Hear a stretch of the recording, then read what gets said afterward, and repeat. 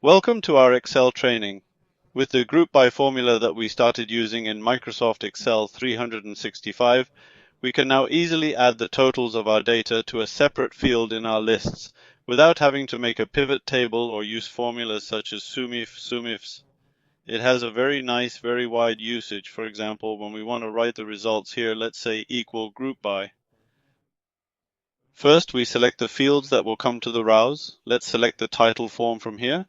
Let's select the entire table by pressing Ctrl Shift up and down. Let me come back to Ctrl Backspace, semicolon, and where will I add up? I select the total price here in the same way. I came back to Ctrl Backspace, semicolon, which formula will we use? So what will we group by? We will get the total. When you close the parenthesis and press Enter, see that the results come directly. If we want to bring the headings here, add another parameter to the end of our total expression here, and when you select the third option here, press Enter and see the headings come. In this way we can group the numbers and get their totals easily. With the pivot by group by formulas that we started using in Excel 365 versions, we can now automatically group the lists we have. If we want, we can bring this here in order. See you again in the next training video.